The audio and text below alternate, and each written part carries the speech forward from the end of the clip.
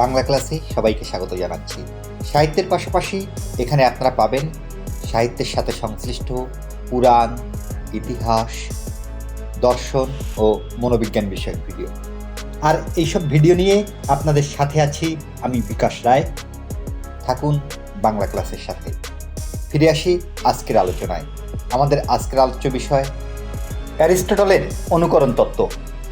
এর আগের ভিডিওতে আমি প্লেটো এবং অ্যারিস্টটলের অনুকরণ তত্ত্বের পার্থক্য নিয়ে কথা বলেছিলাম। ওই ভিডিওর শেষের দিকে কয়েকটি প্রশ্ন দেয়া ছিল যেন ভিডিওটা সহজে মনে রাখা যায়। আজকের এই ভিডিওতে আমি প্রথমেই প্রশ্ন দিয়ে শুরু করতে চাই, যে প্রশ্নের উত্তরগুলো জানলে অ্যারিস্টটলের অনুকরণ তত্ত্ব বোঝা একেবারে সহজ হবে। প্রশ্নগুলো হলো: 1. যে কোনো ধরনের শৈল্পিক সৃষ্টির পিছনে কি থাকে বা শৈল্পিক সৃষ্টির উৎস কি? মানুষ কেন অনুকরণ করে? দ্বিতীয় প্রশ্ন হচ্ছে, কাব্য কি কোনো বস্তুর হুবহু প্রতিরূপ বা দার্পণিক প্রতিবিম্ব, ইংরেজিতে যাকে বলে মিরর ইমেজ, নাকি কাব্য কোনো নতুন সৃষ্টি?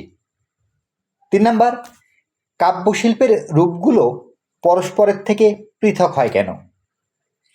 4 নাম্বার প্রশ্ন, কাব্য কি মিথ্যা উৎপাদন করে নাকি সত্য? সত্য হলে সেই সত্যের রূপ কেমন? 5 নাম্বার প্রশ্ন, অনুকরণের মাধ্যমে সৃষ্ট কাব্য কি উপকারী?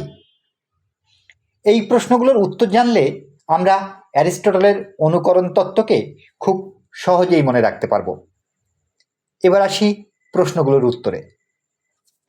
যে কোনো ধরনের শৈল্পিক সৃষ্টির পিছনে আছে অনুকরণ, সুতরাং কাব্য নির্মাণের পিছনেও আছে অনুকরণ, যেটাকে প্লেটো বলেছেন মাইমেসিস। আর মানুষ অনুকরণ করে কেন? অ্যারিস্টটল দুটি উত্তর দিয়েছেন। 1, অনুকরণ প্রবৃত্তি মানুষের সহজাত, এবং 2, অনুকরণের মাধ্যমে মানুষ আনন্দ খুঁজে পায়। কিন্তু অ্যারিস্টটলের বর্ণনার মধ্যে আরও দুটি কারণ খুঁজে পাওয়া যায়। অনুকরণের মধ্য দিয়ে মানুষ শেখে, এবং ছন্দ ও সুষমাবোধ মানুষের সহজাত। দ্বিতীয় প্রশ্নের উত্তর হচ্ছে, অ্যারিস্টটল মনে করেন শিল্পী কিংবা সাহিত্যিক শুধুমাত্র অনুকরণ করেন না, একে নতুন করে নির্মাণ করেন। এমনকি পোয়েটিক্সের এক জায়গায় তিনি ইতিহাস ও কাব্য সম্পর্কে বলছেন, ইতিহাস যা ঘটে গেছে তার বিবরণ, আর কাব্য হচ্ছে যা ঘটতে পারে বা যা ঘটা সম্ভব তার ছন্দময় বর্ণনা।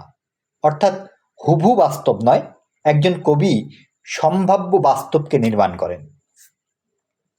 3 নম্বর প্রশ্নের উত্তর হচ্ছে, কাব্যশিল্পের রূপগুলো পরস্পরের থেকে পৃথক হয় 3 ধরনের ভিন্নতার কারণে।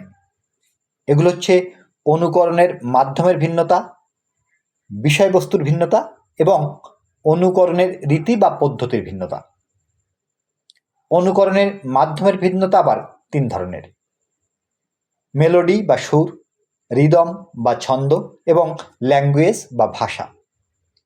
কখনো এর একটি কিংবা দুটি অথবা 3টি মাধ্যম একত্রিত হয়ে নতুন ধরনের শিল্প তৈরি করে। যেমন শুধুমাত্র সুরের মধ্য দিয়ে তৈরি শিল্প বাঁশি কিংবা কিথাবা বাজানো। কিথাবা হচ্ছে এক ধরনের বাদ্যযন্ত্র। রিদম এবং মেলোডি অর্থাৎ ছন্দ ও সুরের যুক্ত রূপ হচ্ছে নৃত্য। এবং সুর, সঙ্গীত ও ভাষা অর্থাৎ মেলোডি, রিদম এবং ল্যাঙ্গুয়েজ, এই 3টি মিলে তৈরি হয় কাব্য। সেটা হতে পারে দ্বিধুরাম কাব্য, কমেডি কিংবা ট্র্যাজেডি। 2, বিষয়বস্তুর ভিন্নতা। আসলে আমরা যা অনুকরণ করি বা সাহিত্যে যা অনুকরণ করা হয় সেটা হচ্ছে মানুষ ও তার ক্রিয়াকলাপ। কেউ উন্নত চরিত্র তৈরি করেন, কেউ বা দোষ গুণ মিলিয়ে বাস্তব চরিত্র নির্মাণের দিকে নজর দেন, আবার কেউ বা নিম্নতর চরিত্র নির্মাণ করেন। ঠিক এভাবেই ট্র্যাজেডি ও কমেডির পার্থক্য তৈরি হয়। বাস্তব মানুষের হীনতর ছবি বা খারাপ রূপ নিয়ে তৈরি হয় কমেডি, আর উন্নততর চরিত্র নিয়ে তৈরি হয় ট্র্যাজেডি। এখানে একটা কথা বলে নিই যে সে সময় কমেডি শব্দটি ব্যঙ্গ রসাত্মক অর্থে বোঝানো হতো। আর রীতির ভিন্নতা হচ্ছে দুই ধরনের, একটি হচ্ছে বর্ণনাত্মক এবং অন্যটি ক্রিয়ামূলক। যেটি বর্ণনাত্মক সেখানে তৈরি হয় মহাকাব্য বা ভিন্ন ধরনের গদ্য সাহিত্য, আর যদি অনুকরণের রীতি ক্রিয়ামূলক হয় তবে সেখান থেকে জন্ম নেয় ট্র্যাজেডি অথবা কমেডি।